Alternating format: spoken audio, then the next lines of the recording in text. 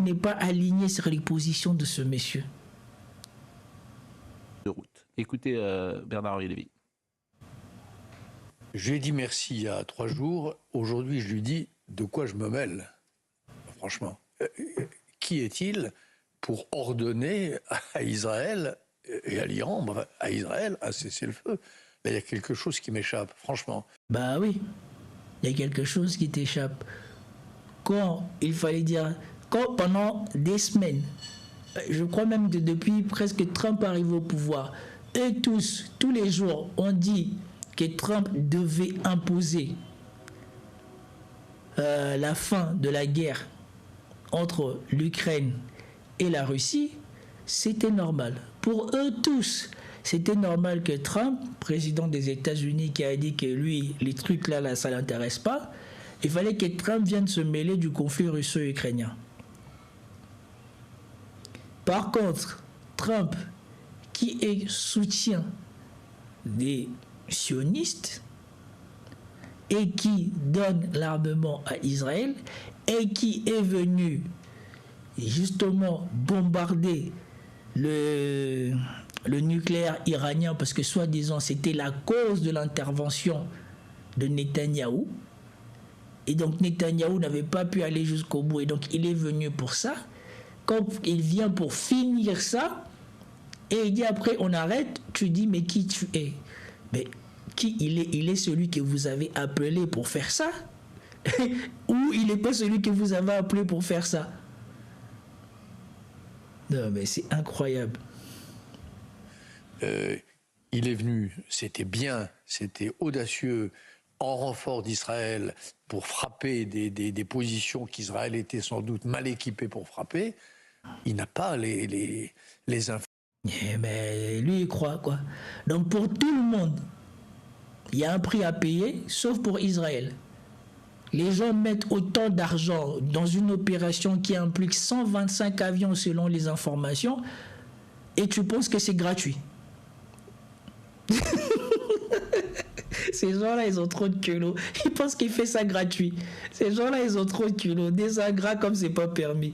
Formation, il n'a pas le droit de demander un cessez-le-feu. C'est au Premier ministre d'Israël et maintenant, on se souvient que le droit, ça existe. N'importe quoi. À son armée d'en juger. Donc moi, je doute que le président des États-Unis ait concerté ce cessez-le-feu avec le Premier ministre israélien.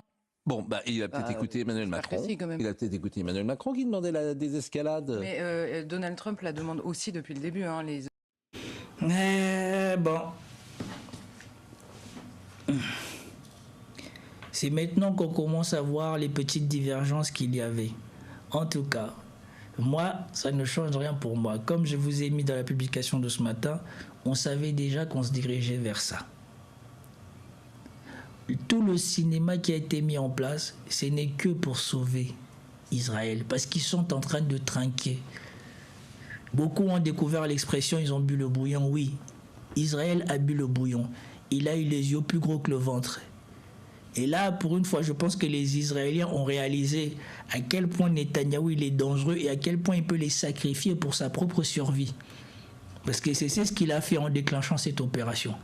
Il a sacrifié Israël pour sa propre survie. Et ce tour-ci, la facture était trop salée. Les Européens ne sont pas si éloignés que ça. Donald Trump, depuis le début, vise la question du nucléaire. Il a évoqué la question du changement de régime, mais au moment où il lance les frappes, il annonce en même temps que maintenant, place à la paix. Donc il y a pas, Donald Trump n'est pas du tout dans la lignée néoconservatrice à la base. Alors, ils sont en train de ressurgir aux États-Unis, c'est indiscutable. Mais lui a été élu avec la volonté, et d'ailleurs rappelé assez vertement par sa base ces derniers jours, de ne plus participer à des conflits extérieurs. Là, simplement... Oui. En effet, Israël... D'ailleurs, évidemment que Donald Trump, sur cette histoire de cessez-le-feu, si Benjamin Netanyahou n'est pas au courant de l'annonce de Donald Trump, ça n'arrivera pas. Je doute... Ah bon, c'est pas ce qui s'est passé, hein. C'est pas ce qui s'est passé. Parce que quand on va regarder sur France 3, il a dit à personne de commenter, mais en même temps, je pense qu'il a dû appeler les Américains. Donald Trump lui a dit, écoute, il n'y a plus d'armes. Si tu veux aller, vas-y tout seul, il n'y a plus d'armes. Il Et après, il a dit, bah ok, d'accord. Fort qu'il ne se soit pas parlé avant que cette annonce ait lieu. D'autant que font les États-Unis là-bas? Je ne sais pas, il y a 3 jours, tout le monde les remerciait de venir intervenir. Donc ça veut dire qu'ils ont un rôle quand même dans cette histoire.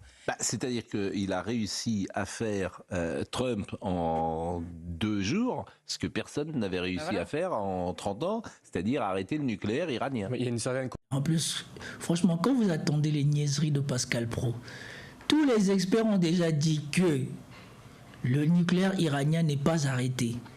Et tous ceux qui sont du côté du Sud sont unanimes. L'Iran doit maintenant avoir sa propre bombe.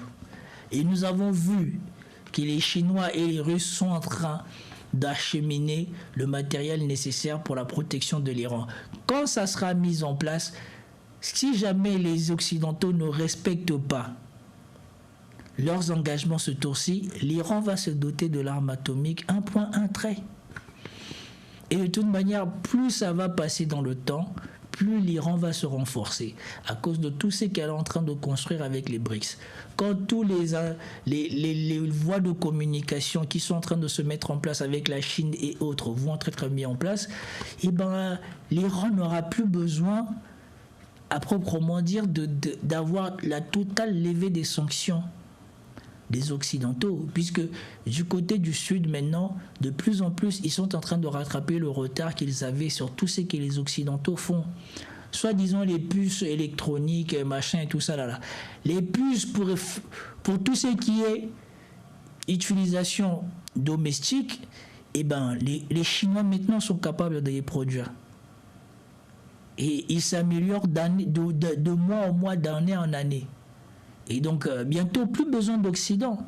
Certes, l'Occident va peut-être encore avoir de l'avance sur les puces pour le futur, mais nous savons déjà que en Asie, la 5G est plus effective qu'en Europe. Ça, qu'on le veuille l'accepter ou non, en Asie, la 5G est plus effective qu'en Europe. On envisage même déjà autre G, des choses encore plus haut. Et donc, si vous vous intéressez aux puces électroniques et tout ça, le monde est en train de changer, mais il est en train de changer plus vite du côté du Sud que du côté de l'Occident. Et donc, plus ça va, plus l'Iran va trouver tout ce dont il a besoin pour sa survie et pour sa vie du côté du Sud, et n'aura bientôt plus besoin de l'Occident, parce que de toute manière, nous le voyons, l'Occident est en récession. Ils ont beau parler, eux-mêmes, ils ont du mal à produire leurs propres armes maintenant. Donc, bientôt, ils vont être comme l'Iran. Mais l'Iran, elle a des liens avec ce qui permet de donner le matériel pour fabriquer les armes. Peut-être même que l'Iran va perfectionner ses missiles avant que les Européens n'aient même eu le temps d'arriver à l'hypersonique. Cohérence dans la politique étrangère trumpiste. Il avait promis en avril 2016, lors de son grand discours de campagne à Washington, que sa politique étrangère serait imprévisible. Je pense que les événements des derniers jours l'ont tout à fait montré. Et comme Charlotte l'a rappelé, il a été... Ça veut pas dire irrationnel. Exactement. Il a été élu en 2024 sur une ligne néo-isolationniste, avec Vance à la vice-présidence, avec une base MAGA, notamment un cœur électoral jeune qui est contre les guerres sans fin. Et donc je pense que ça a joué dans la volonté américaine un engagement le plus limité et le plus rapide possible. D'autant que les midterms sont dans 1 an et demi et Trump aurait beaucoup à perdre à un engagement indéfini avec des conséquences imprévisibles. Bon, manifestement, les Américains ont suivi Israël, mais ils ne le suivent pas jusqu'au bout. C'est comme ça aussi qu'on peut l'interpréter. Écoutez, Bernard-Henri Lévy, je trouve que c'est intéressant de... Comment ? Mais moi, je ne comprends pas. C'est quoi sa fascination avec Bernard-Henri Lévy ? Je sais déjà que ce live, il va être compliqué à rester en place, puisque eux, dès que tu dépasses un certain temps de commentaires avec eux, ils bloquent la vidéo. Donc probablement qu'ils vont bloquer certaines parties de la vidéo. Mais bon. Moi, ce qui m'intéresse, c'est l'intervention quand José Massé-Scaron va parler et que lui ne sera pas content. En guerre avec l'Iran, hein. Parce que le gouvernement israélien ce matin dit tous nos objectifs ont été atteints. Les buts de guerre se rangent.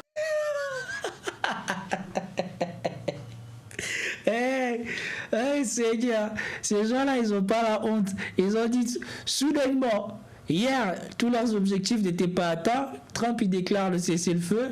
Après, c'est devenu tous nos objectifs sont atteints. Bah oui, bien sûr.